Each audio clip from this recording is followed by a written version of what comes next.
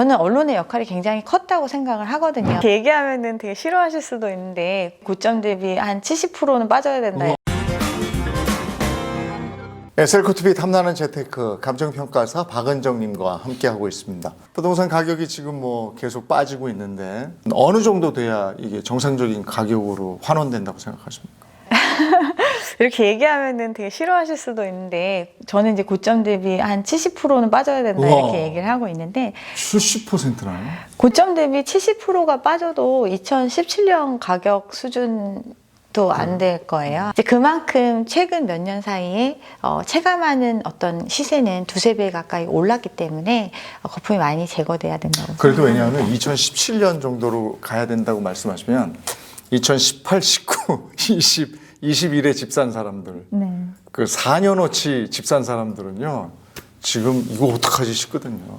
근데 이제 집을 사신 분들을 보면 우리가 이제 거래량을 쭉 보면 그 전체 아파트에서 뭐 팔리고 사고 파는 물량은 한 10%도 안 돼요. 최근 몇 년 사이에 이렇게 움직이신 분들은 실수요 입장에서 갈아타기를 하신 분들, 아니면 이제 투자 목적으로 매입을 하신 분들, 영끌에서 들어오신 분들, 이런 분들이 주로 움직인 시장이었거든요. 갈아타기를 하신 분들이라면 어쨌든 기존 빚에서 이제 조금 올라간 시세 차익을 반영해서 그 다음 집으로 가신 형태 뭐 이런 식이고, 이제 빚의 규모를 좀 줄이셨거나 했길 바래요. 그런 분들이야 사실은 가격이 떨어지든 오르든 큰 차이가 없으신 거거든요. 근데 이제 영끌하신 분들이 좀 문제인데, 이제 영끌에 대한 위험성과 이런 부분을 좀 하지 말라고 많이 말씀을 드렸지만 뭐 제 바람대로 된 건 아니에요. 말릴 수가 없었죠. 네네, 그때는 그래서 뭐 그냥 바람이 그렇게 불었으니까. 네, 정말 안타깝게 생각을 합니다. 근데 그 바람이 부는 방향이요. 네. 어떤 때는 여기서 매매가 되는 게 시장의 가격이고, 네. 또 급작스럽게 또 여기서 막 되는 게 시장의 가격이에요. 이게 왜 그렇게 되는 겁니까? 여기에 도대체 누가 끼어드는 겁니까? 그러니까 이제 부동산이라는 게 우리가 뭐 그러니까 마트나 이런 데서 똑같이 뭐 이건 얼마 이렇게 정찰제로 팔리는 물건이 아니잖아요. 굉장히 경매같이 움직이니까.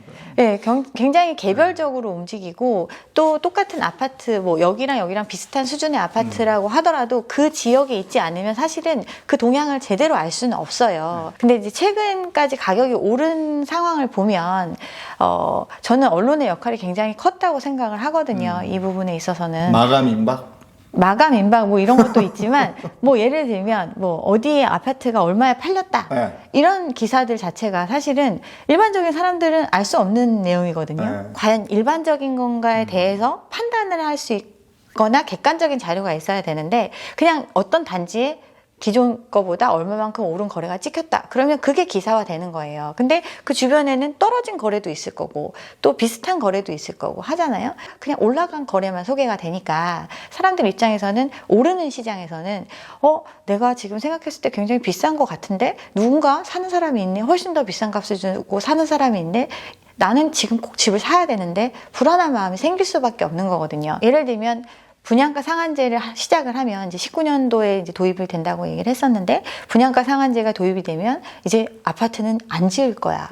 그러면 이제 집이 안 생길 거야. 그러면 지금 사지 않으면 나는 평생 집을 살 수가 없어. 새 집에 갈 수 없어. 이런 그런 분양가 상한제 이슈만으로도 집값이 오르게끔 어떤 사람들의 심리를 좀 움직일 수 있는 요인이 됐었거든요. 2022년 작년이에요, 작년. 작년 6월쯤부터 이게 급격하게 무너졌거든요. 그러니까 2021년 그때 6월 그때쯤에 집을 팔려고 내놨던 사람이 계약을 했다가 네. 더 오를 것 같으니까 취소를. 계약 취소한 사람이 있었고요. 작년 6월에는 반대였어요. 집을 샀다가 네네. 계약을 했다가 안 살래요. 이게 또 있었어요. 1년 사이 이렇게 변했었어요. 일단 파신 분들 입장에서는 나이스한 탈출이 될 수 있었던 잘 팔았죠. 그때 판 사람들. 거죠. 예. 근데 이제 계약을 해놓고 보통은 이제 금액 잔금이나 이런 시점이 조금 뒤처지는 경우도 있고 하니까, 그런 경우에 이제 시세가 갑자기 하락을 하니까 내가 지금 이 계약을 파기하는 것, 계약금을 포기하는 것보다 포기하고 새로 사는 게 더 이익이 될 수도 있는 상황이 되면 계약을 포기할 수 있는 거죠. 근데 전반적으로 이제 거래가 거의 많이 줄어들었어요. 20년, 21년도에 거래량이 폭증을 했고, 네. 22년도 초반부터 해서 이제 가격이, 그러니까 맞아요. 거래량이 쭉 빠지는 네. 상태가 됐고, 그래서 결과적으로는 거래량 자체가 전년 대비해서 한 50% 이상 빠진 상태. 네. 그래서 서울 같은 경우는 지금 1000건이 안 되는 상태까지 떨어졌거든요. 저는 이제 부동산은 사는 것보다 파는 게 더 어렵다고 주식도 그래요. 생각을 하거든요.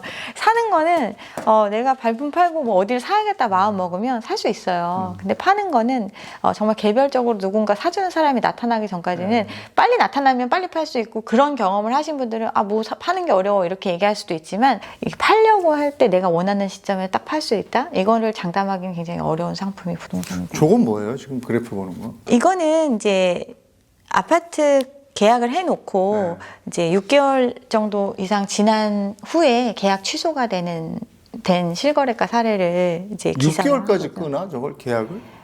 그러니까 원래 저 계약금 내고 그 다음에 중도금 내고 그 다음에 잔금 치르잖아요. 네. 이 텀이 6개월이나 가나요? 그렇지 않죠. 그렇지 않잖아요. 그러니까 이상한 거래라고 생각을 해서 모아놓은 사례라고 볼 수 있습니다. 그럼 의미하는 건 뭔가요? 그러니까 보통 이렇게 이제 거래가가 여기 이제 찍힌 취소된 거래가의 거의 70%인가? 이 정도가 최고가의 거래가였거든요. 아니 가짜 거래구만. 그럴 가능성이 높죠. 그러니까 호가를 끌어올리고 그죠? 네. 그런 거래네요. 이거 그렇죠. 수상하네. 그게 사실은 계약을 하고 6개월도 수상한데 네. 이렇게 올려놓고 최고가에서 관둬버려요. 그러면 다른 사람들은 이거 보고 그렇죠. 그냥 달려가는 거죠. 네, 이거보다 조금만 뭐 몇 천만 싸게 나와도 지금 올라가는 시장이니까 이거보다 다음에는 더 올라가지 않을까? 근데 그거보다 조금 싸게 나온 물건이 있다? 그럼 내가 이게 사야 되지 않나? 계약이 됐다고 부동산 시세 표현에 이렇게 올라갔을 거 아니에요. 요즘은 실거래가가 전부 다 오픈 그러니까. 소스이기 때문에 누구나 검색해 볼 수 있고, 근데 이게 이제 등기에 찍히지는 않는 거죠. 그때 이걸 보고 거래한 사람 얼마나 억울하겠습니까? 그래서 이제 실거래가만 보고 어떻게 보면 물건을 사는, 고가의 물건을 매입하는 판단을 한다는 것 자체가 조금 잘못된 행동이죠. 근데 실거래가가 이상하다고 해서 네. 우리가 감정평가를 바로 맡길 수는 없어요. 감정평가 맡기려면 또 돈 들거든요. 네. 네? 그걸 무릅쓰고 해야 되나? 부동산이 개별적이기 때문에 예를 들어서 그 지역에서 신고가 거래가 찍혀서 뭐 이게 얼마다라고 찍혔으면 그 주변에 또 다른 아파트들이 많이 있잖아요. 봐야지 된다, 그럼 그 주변 시세를 보고 또 그 주변의 상황을 봐야 되는데, 부동산 중개업소 하시는 분들도 사실은 뭐 이런 자료를 보고서 이제 또 상담을 할 거란 말이에요. 그래서 어디가 얼마에 팔렸대 뭐 이런 얘기 들으면 뭐 얼마 정도에 내놓으려고 했던 사람도 뭐 이거 얼마에 팔렸다고 하니까 좀 더 올리셔도 됩니다. 이런 시장 분위기가 형성이 되는 거죠. 어떻게 보면 시장을 띄울 수 있는 요소로 활용을 하는 거죠. 그럼 이제 상승을 부추기듯이 네. 하락을 부추기는 건 하락을 부추기는 건 없어요. 이건 세력은 아닌 것 같아. 그렇죠. 하락을 부추기는 건 없어요.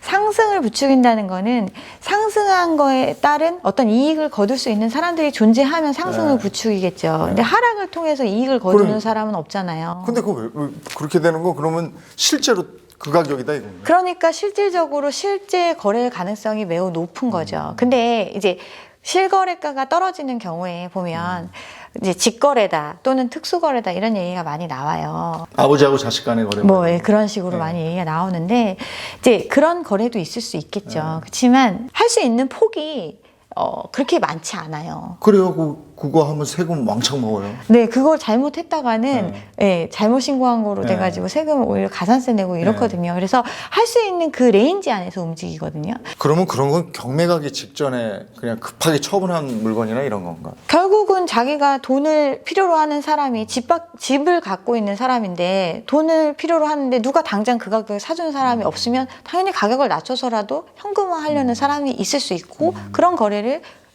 사시는 분들이 생기는 거고, 그런 거래들이 찍히는 거죠.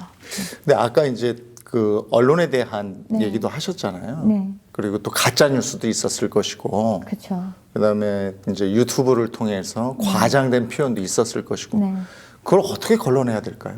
그래서 이거는 정말 되게 꾸준히 시장 상황을 관심을 가지시고 또 어떤 기본적인 공부가 좀 필요하다고 생각을 합니다. 이게 다른 것들처럼 뭐 주식이나 이런 것도 물론 되게 공부가 필요하지만 객관적인 정보, 공개된 정보가 많지 않은 시장이거든요. 부동산 같은 경우는. 그렇기 때문에 어떤 부동산의 기본적인 특성이라든가 어떤 시장 상황, 그리고 이제 내가 어떠한 이제 침체기를 겪을 때도 있고 상승기를 겪을 때도 있잖아요.